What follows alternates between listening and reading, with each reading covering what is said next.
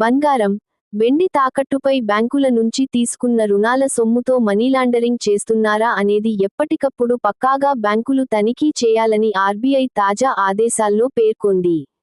ఆ సొత్తు ఆ వ్యక్తి సొంతదేనా కాదా అనేది తెలుసుకోడానికి రసీదులు పరిశీలించాలి.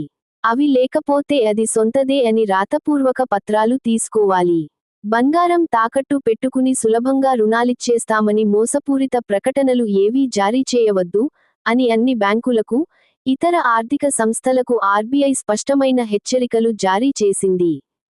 బంగారం తాకట్టు రుణాల సొమ్ము దుర్వినియోగమవుతున్నట్టు, రుణాల మంజూరులో పలు సంస్థలు నిబంధనలకు నీళ్లొదిలేస్తున్నాయనే ఆరోపణల నేపథ్యంలో రిజర్వు బ్యాంకు కొత్త మార్గదర్శకాలను విడుదల చేసింది.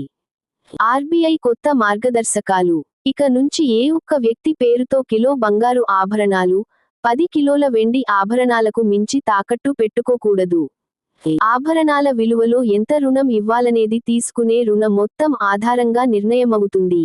ఉదాహరణకు 2.50 లక్ష రూపాయలు లోపు రుణం అడిగితే, తాకట్టు పెట్టిన ఆభరణాల విలువ మొత్తంలో 85% వరకు ఇవ్వాలి. అంటే ఆభరణం విలువ సుమారు 2.95 లక్షలు ఉంటే సరిపోతుంది.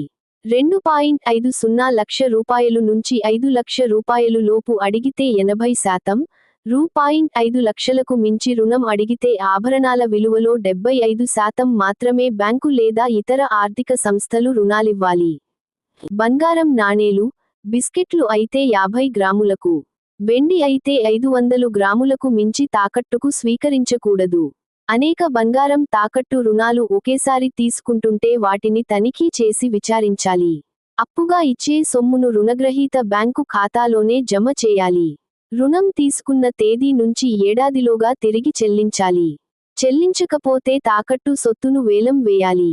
వేలం ప్రక్రియను 2 సార్లు నిర్వహించాలి. మొదట బ్యాంకు ఉన్న జిల్లా పరిధిలో, అప్పుడు పూర్తికాకపోతే రెండోసారి ఆన్లైన్ విధానంలో లేదా పక్క జిల్లాలోనైనా నిర్వహించవచ్చు. రుణ బకాయి చెల్లించిన 2 ఏళ్లలోగా సొత్తును తిరిగి తీసుకెళ్లకపోతే బ్యాంకు, పాలకమండలికి వివరించాలి. రుణగ్రహీతలు, వారి వారసులు ఎక్కడ ఉన్నారో తెలుసుకుని సమాచారం పంపాలి.